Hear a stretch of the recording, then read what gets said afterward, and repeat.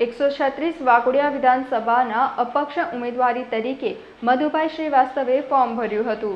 ગુજરાતમાં 5 વિધાનસભાની ચૂંટણી થઈ રહી છે, ત્યારે 136 વાઘોડિયા વિધાનસભામાં અપક્ષ ઉમેદવાર તરીકે મધુભાઈ શ્રીવાસ્તવે આજે ફોર્મ ભર્યું છે।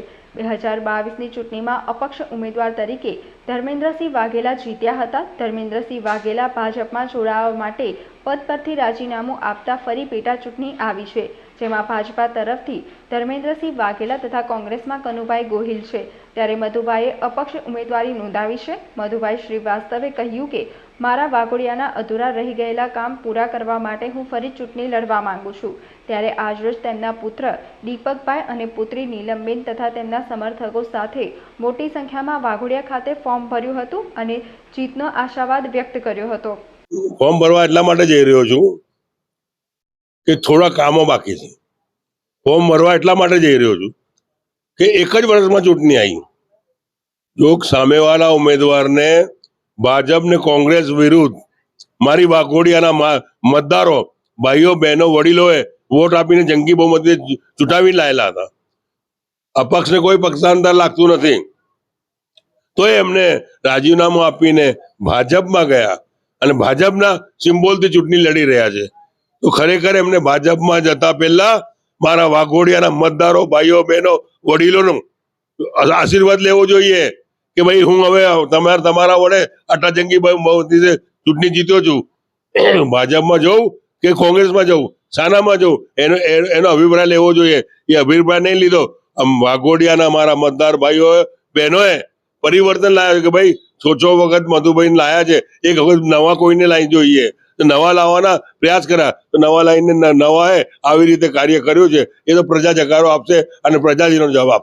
લોકસભામાં ઉપરની સીટ પર સપોર્ટ કરીશ, ઉપર મારો વિરોધ હતો, ઉપર લોકસભા કટ થઈ ગઈ એટલે ઉપરની સીટ પર લોકસભામાં ભાજપના કાર્યકર્તા અને ભાજપના આગેવાન મને મળી ગયા છે અને એમને કીધું છે કે ભાઈ ઉપરની સીટ પર અમને સપોર્ટ કરજો, મેં વચન આપી દઉં। હું તો વચનનો પાકો છું, તો સવાલ જ આવતો નથી। અપક્ષ ઉમેદવાર તરીકે મારા પિતાજી મધુભાઈ શ્રીવાસ્તવ ફેર ચૂંટણી લડવા જઈ રહ્યા છે।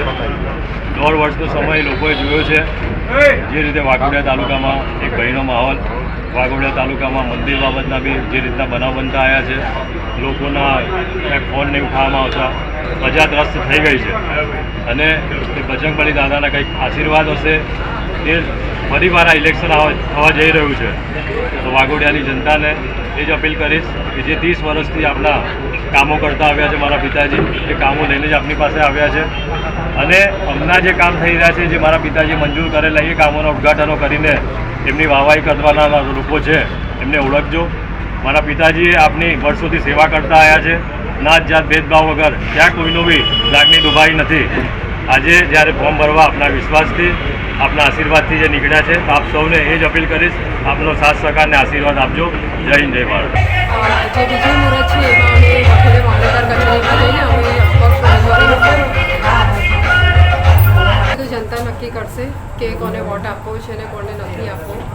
અમે અમારું ઘર 11 મહિના માટે ભાડા પર આપ્યું હતું।